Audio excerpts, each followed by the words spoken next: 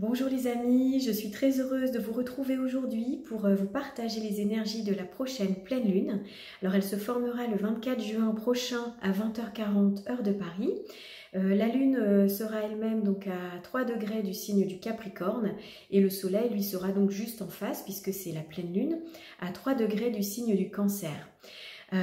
Alors c'est une pleine lune qui va permettre justement, on va voir ensemble d'ancrer de nouvelles actions, de pouvoir matérialiser et concrétiser. On vient de sortir du couloir des deux éclipses donc, qui avaient lieu le 26 mai dernier et le 10 juin. Donc effectivement ça a pu brasser un peu, ça a pu apporter de la nouveauté, apporte également des prises de conscience. En tout cas c'est un moment énergétique qui est assez fort. Et là donc au moment où je tourne cette vidéo, c'est le jour du solstice, le 21 juin. C'est vrai que c'est presque concomitant avec cette pleine lune.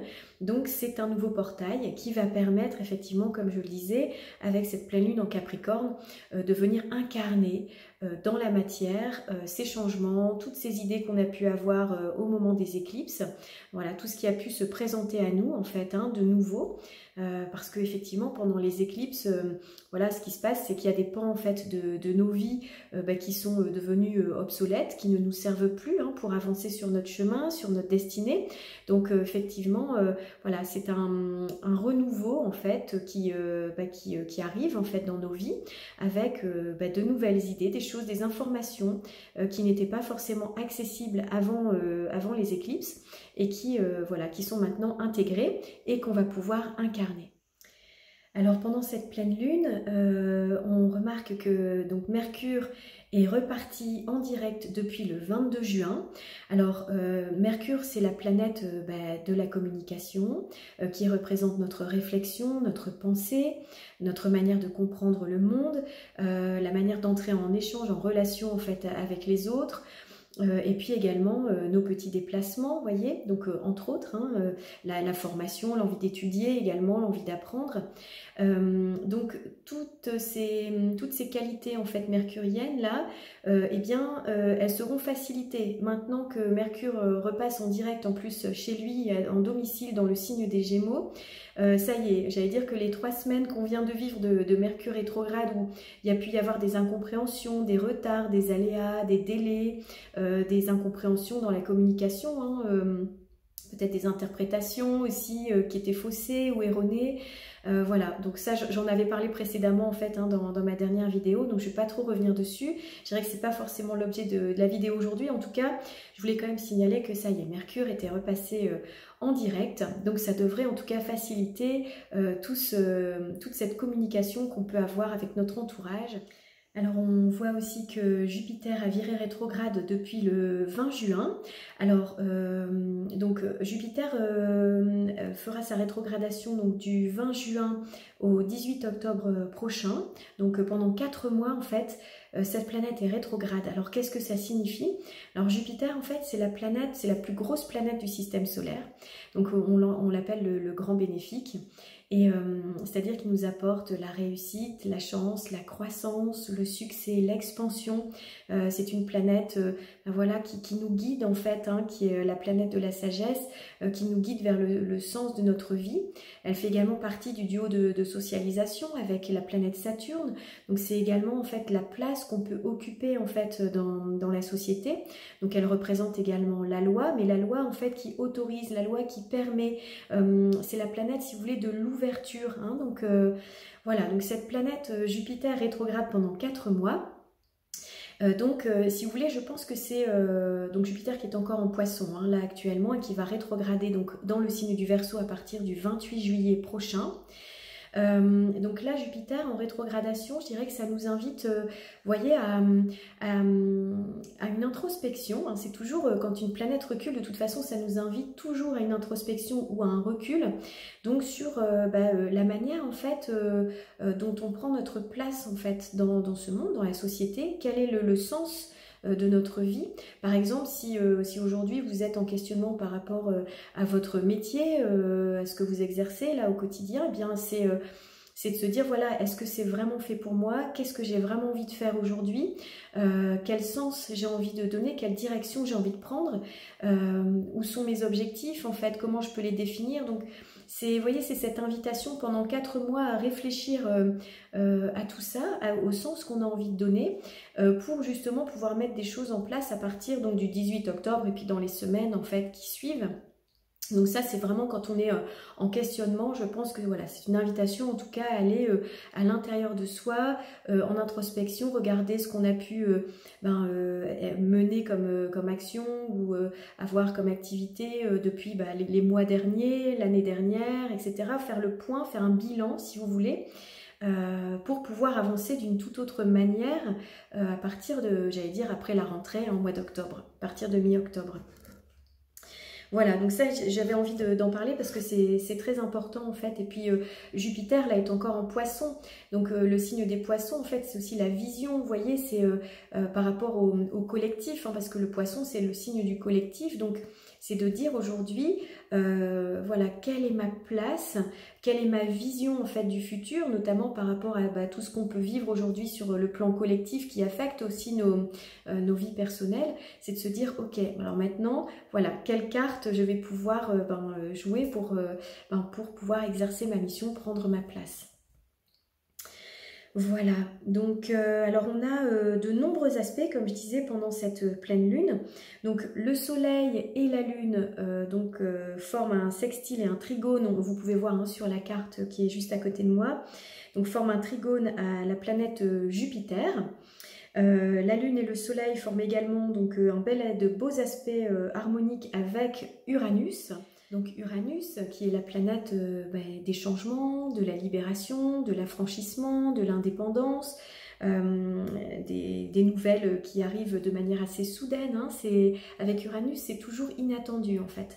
Mais Uranus aide au changement. Et là, comme c'est en aspect finalement au luminaire, en aspect harmonique, donc en sextile et en trigone, au soleil et à la lune, ça vient apporter un souffle de changement, ça va nous aider justement à nous propulser vers quelque chose de nouveau en fait, vous voyez, à créer du renouveau dans notre vie. Et d'autant qu'on va voir après en fait, hein, là, comme la lune est en Capricorne, à mettre des choses concrètes en fait en place, vous voyez, à incarner. Donc ça va nous aider à changer pour incarner voilà, de nouvelles choses qu'on a envie de vivre dans notre vie. Ça peut être sur tous les plans, hein, ça dépend effectivement où ça se joue dans votre thème, dans quelle maison, dans quel secteur de vie. Ça peut être sur le plan du travail, ça peut être dans le couple, ça peut être dans les projets qu'on a, vous voyez, donc c'est assez vaste. Ensuite, donc on a Mercure donc, qui est toujours, comment dirais-je, carré à Neptune. On a Vénus opposée à Pluton pendant cette pleine lune. Et Vénus qui forme également donc un trigone à Neptune. Donc ça, c'est un aspect qui est aidant, hein. C'est une ressource parce que c'est vrai que l'opposition à Pluton, on va voir, c'est quelque chose qui peut être un petit peu plus difficile. Et puis, on a toujours, bien sûr, en toile de fond, le carré donc de Saturne et Uranus. Alors donc, le maître de cette pleine lune, c'est Saturne. Alors Saturne qui est lui-même donc à 12 degrés du signe du Verseau et qui forme un carré à Uranus. Hein, comme c'est, j'allais dire, c'est un aspect qui est l'aspect de fond en fait de toute cette année 2021. C'est très important en fait que cette pleine lune voilà, se forme en Capricorne chez Saturne. Alors la lune, elle représente notre part sensible, donc c'est notre vie émotionnelle, c'est notre inconscient, c'est notre polarité féminine, c'est le rapport justement donc au féminin, à la mère, vous voyez.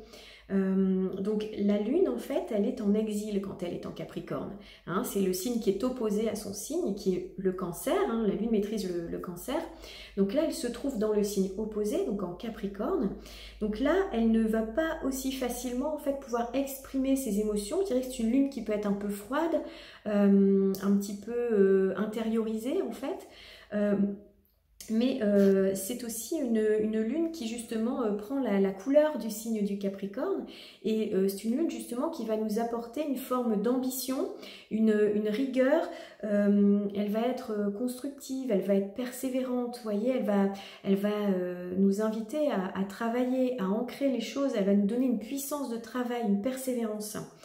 Elle va nous aider à aller vers les sommets, à avoir envie de réussir, voyez ce qu'on entreprend, donc à créer des objectifs.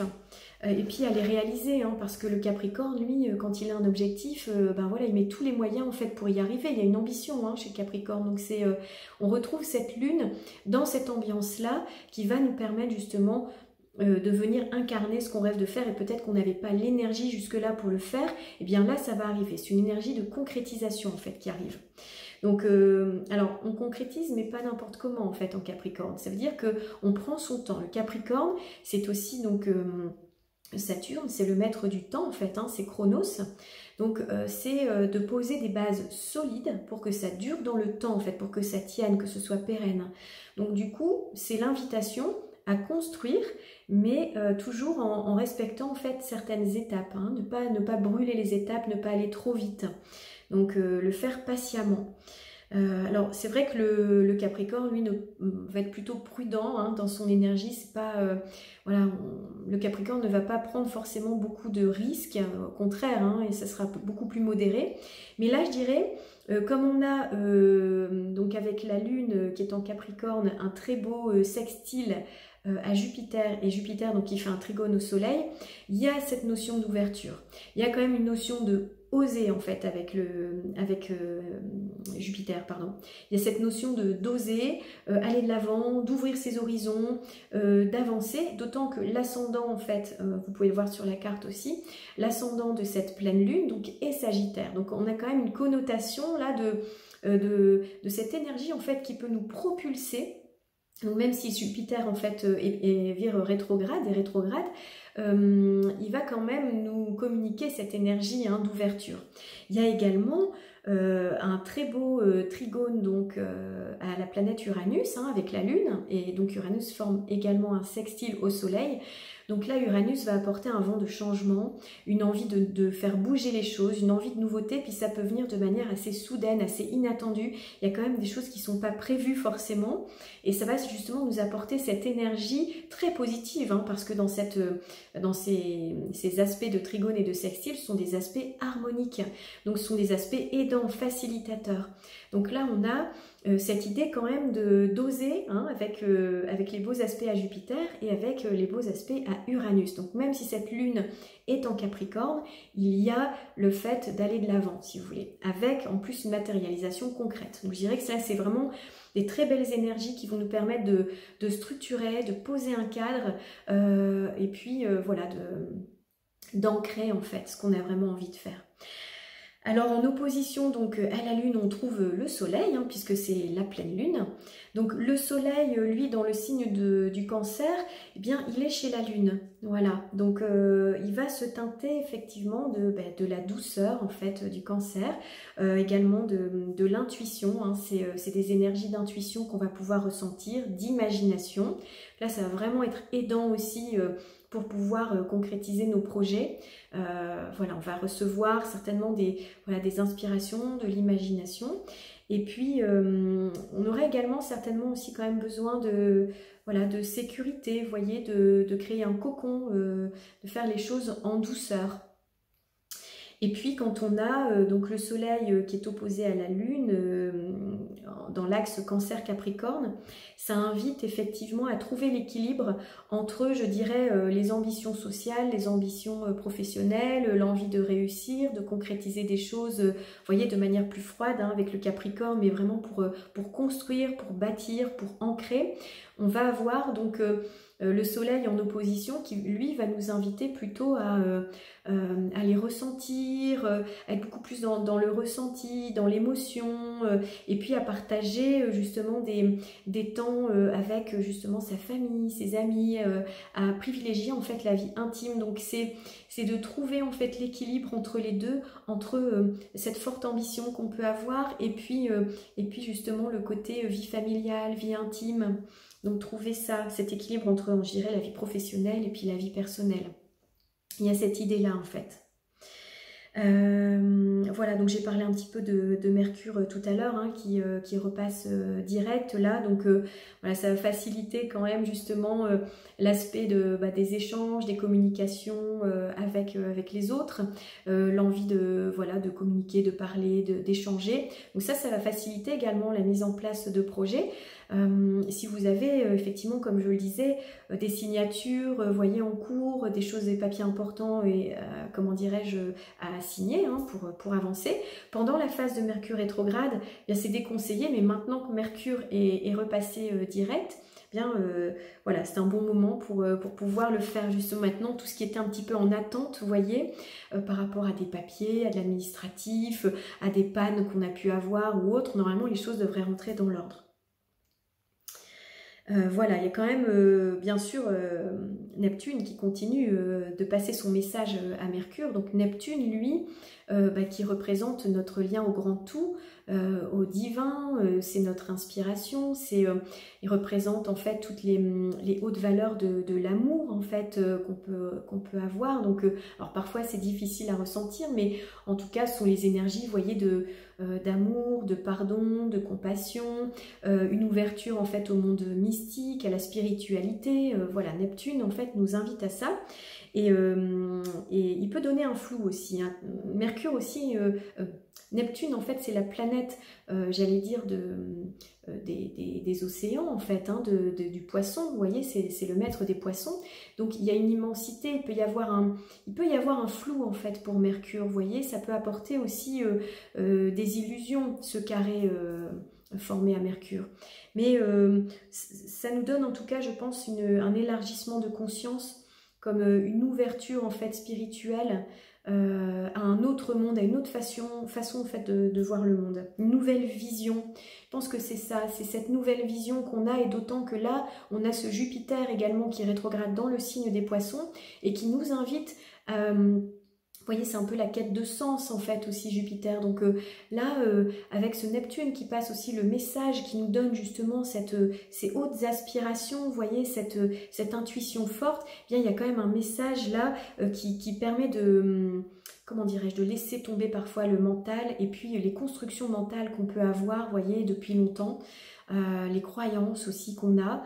Il y a un travail en fait qui est en train de s'effectuer en profondeur là-dessus. Voilà. Alors je voulais également aborder l'aspect donc de Vénus qui se trouve en opposition à la planète Pluton, Pluton qui est à 26 degrés du signe du Capricorne et Vénus donc à 29 degrés du signe du Cancer au moment de cette pleine lune. Alors là, en général, quand l'aspect en fait est dissonant, c'est-à-dire qu'on trouve une opposition ou un carré entre deux planètes, eh bien c'est un moment où il peut y avoir en fait des tensions, il peut y avoir des incompréhensions, et en tout cas avec Pluton qui est la planète de la mort et de la renaissance, qui propose en fait une métamorphose, il y a dans cette opposition à Vénus, la planète de l'amour, des relations, de nos valeurs, eh bien il peut y avoir ce travail encore de transformation de cet aspect-là en fait dans notre vie. Il peut y avoir au niveau relationnel effectivement des changements, des transformations, une évolution, vous voyez, mais ça peut passer par un moment de crise. Avec Pluton justement, ça peut être le monde des crises en fait, mais pour nous faire évoluer et puis enlever, vous voyez, des peaux en fait dont on n'a plus besoin, des masques, voilà, ce genre de choses pour aller vraiment à l'essentiel. Donc là c'est cette invitation justement à cette évolution, à cette transformation. Alors ça se fait pas toujours dans la facilité, parce que Pluton n'est pas toujours très tendre, il nous pousse en fait à regarder les choses en face et avoir une vraie lucidité. Et du coup, parfois, forcément, oui, on prend conscience de certaines choses, on dit non, là, c'est pas acceptable, il faut que je fasse évoluer cette situation ou cette relation, ou mes valeurs, puisqu'il s'agit là de Vénus. Voilà, donc c'est peut-être un petit moment à passer, effectivement. Bon, après Vénus va avancer dans les jours qui suivent, bon c'est tout, elle va passer en Lion, donc l'aspect ne sera plus exact, mais en tout cas les énergies vont porter jusqu'à la prochaine nouvelle lune. Donc c'est l'occasion effectivement de se remettre en question pour pouvoir épurer, nettoyer, aller à l'essentiel en fait. On a, alors ce qui va être aidant, j'allais dire, dans cet aspect-là, qui peut être un peu dur, quand même, Vénus opposé Pluton, il y a un côté passionnel aussi, qui peut être assez violent, assez dur. Il y a Neptune qui forme un beau trigone à Vénus et un sextile, comment dirais-je, à Pluton. Donc là, ça va apporter beaucoup de douceur quand même, hein, parce que c'est un aspect harmonique, donc ça va venir aider, ça va venir édulcorer, j'allais dire, cet effet plutonien, voilà, de transformation. Ça va nous pousser justement au romantisme, à la tendresse, à la douceur, à la compassion, à la compréhension. Il peut y avoir aussi de belles inspirations créatives, hein, quand on a un trigone avec Vénus, voilà, ça peut nous donner une forme de poésie, vous voyez, des choses de l'harmonie. Et puis pour les artistes, c'est très très bon, hein, pour recevoir des inspirations. Voilà, donc il y a un aspect difficile, mais qui est un petit peu contré, j'allais dire, par quelque chose de beaucoup plus doux à côté. Donc ça devrait passer un petit peu mieux cette fois-ci. Voilà, donc écoutez, oui, je voulais juste revenir également sur toujours ce carré entre Saturne et Uranus, hein, puisque le maître de cette lunaison, en fait, c'est Saturne. Donc je pense que c'est bien de pouvoir en reparler un petit peu. Donc on a effectivement toujours en toile de fond, j'allais dire, le changement, un renouveau en fait de nos bases, de nos structures, vous voyez. Donc ça peut être bien sûr dans notre vie personnelle, mais aussi sur le plan collectif. Donc il y a quand même, j'allais dire, là avec Jupiter qui est rétrograde et qui nous invite à aller nous questionner sur le sens de ce qu'on veut mettre en place dans nos vies, ce qu'on a envie de vivre vraiment. Et puis donc Neptune qui fait un carré à Mercure et donc qui nous pousse justement à avoir une nouvelle vision. Et puis également donc ce renouveau avec donc Uranus qui forme ce carré à Saturne. Je dirais que là c'est quand même une période en fait de changement, de remise en question, qui vont nous pousser à aller vers le renouveau, un vrai renouveau en fait.